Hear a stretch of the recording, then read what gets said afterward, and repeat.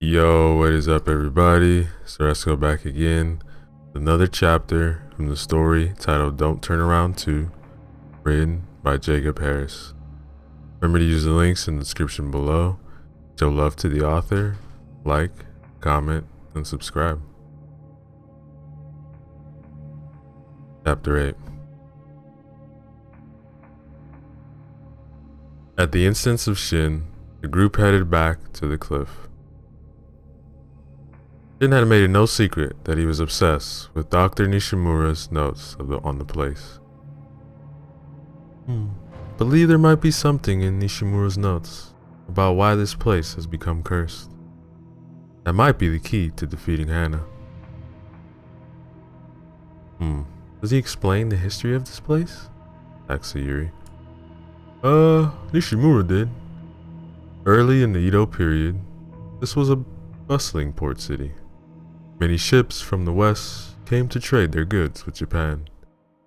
And with those ships came many sailors who had never felt the sensuous touch of a Japanese woman. There's a miner here. Watch what you say. Sorry. Anyway, Dr. Nishimura went through the city's archives and found a lot of information, particularly about this woman named Fujiko.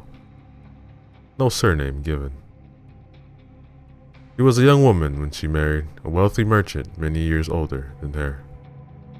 The two were married for only about a year before the husband died of a sudden illness. Many fingers were pointed at Fujiko. The medical science was lacking during that time, and no one can prove that she had anything to do with her husband's death. She inherited her husband's business and money. Good reason to stay single, said Kenji. Fujiko became very popular after that with men of the city. That's all I'll say about that. Fujiko would fall in love with some years later, a sailor from abroad. The two quickly married, but they weren't married for long. 6 months into their marriage, the husband died. How did he die? Here's where things get interesting. His death was ruled a suicide, as Fujiko told the authorities that her husband had leapt from this cliff. This cliff became a very popular place for the hopeless to end their lives after that. Many more people used this spot as a means to commit suicide. You think it's spirits of these people that cursed this place? You haven't heard the most interesting thing about this place. All of the people who killed themselves at this cliff were men. They were confirmed suicides throughout those years of women, but none of them used this cliff. What do you think that means? Nishimura explains. All of the men who died at this cliff were connected to Fujiko. Some were merely associated with her for a few nights, but they all knew her. Wow, so she used this place to throw men to their deaths? I mean, forensic science or not, it was obvious to authorities that Fujiko was the one responsible for all these deaths. On one fateful night, they set out to arrest her. When they got to her home, it was engulfed in flames. Is that how the story ends? Asked Izumi. Not quite. It was only a short time later when they found Fujiko standing at this cliff. They told her they knew what she had done. With an unusually calm demeanor, he turned to the accusers. There will be one far worse than me. The only thing Fujiko said before she leapt to her death. Was she a witch? I don't think we'll ever know. By burning down her house, Fujiko made certain that no one would ever find any evidence pertaining to what she was up to. What a horrible woman. That was a great story. But it didn't bring us any closer to figuring out how to stop Hannah. Yeah, Kenji, but it's a start, man. Yeah, it'll have to do. Wait, what do you mean? Look, Yamagata wanted this story wrapped up as quickly as possible. I think we have enough. But we haven't found a way to stop Hannah, bro. Look, Jin, that was not our assignment. Yes, it would be nice to put an end to all of this, but we didn't come here for that. We came here to write a story about this place, and now we have enough information to do that. Kenji, we can't just leave. Look, you can call Yamagata and tell him yourself. Oh, that's right, you can't, because we haven't been able to contact the outside world since we got here. There's nothing more we can do here. People won't even open their doors to talk to us. I'd say our investigation has hit a dead end. What about all these people? What's gonna happen to them? What about Sayuri? Look, I don't know about these people, but I do know what we can do about Sayuri. She's coming with us. What do you say, Sayuri-chan? Tokyo, the big city? You get you a job at the magazine and a place to live. Sayuri immediately began shaking her head. You can't leave. We won't let you. What are you talking about? Come on, everyone inside. Kenji began starting the engine. Jin began making his way to the van, but Izumi grabbed him by the arm, stopped him. Don't go.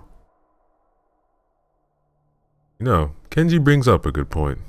Our only assignment was to gather information so that we could write our story about this place.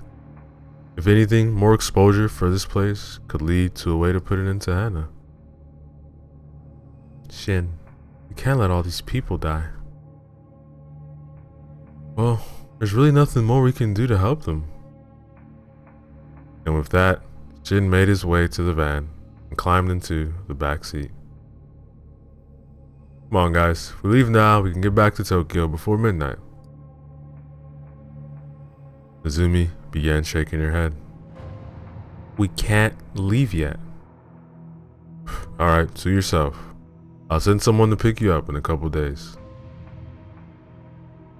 To everyone's surprise, Kenji then put the van in drive, drove away. Leaving? Jin was just as surprised as Izumi was. Are we going to just leave them back there like that? No. I'm just putting a little scare into them. I'm going to turn right around.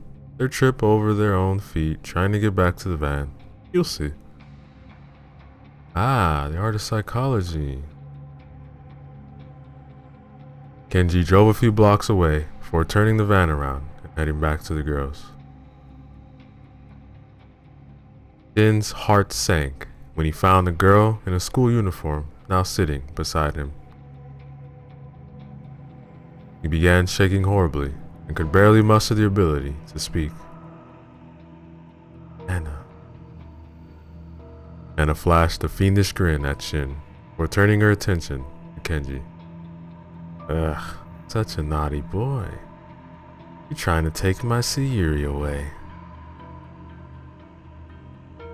It was evident by the look on his face that Kenji was terrified by the arrival of the unexpected passenger. He gripped the wheel so tightly that his fingers turned bright red, and he unintentionally applied far too much pressure on the accelerator. Anna then placed her hand on Kenji's shoulder and said, Hey Kenji-kun, don't turn around. Sayuri and Izumi watched as the van sped by and crashed into a car that had been abandoned on the road. Both vehicles exploded in a blinding ball of fire. Izumi made no hesitation before running toward the van. Izumi-chan, no! Shouted Sayuri. The heat from the explosion was far too much to bear, and Izumi was forced to keep her distance. Tears began to fill her eyes. She backed away from the carnage.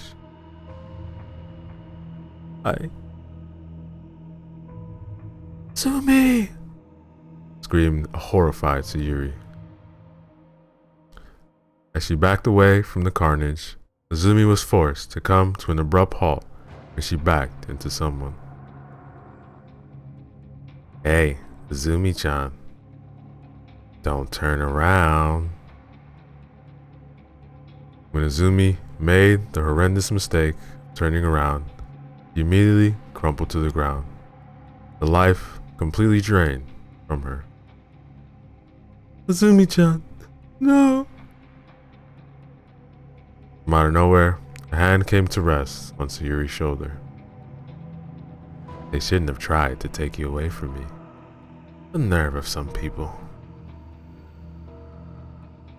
It's never going to end, is it? Why would I end this when there are still so many people that deserve to die? Those three actually thought they could find a way to stop me. I think I humored them for long enough, don't you? Why don't you just take me?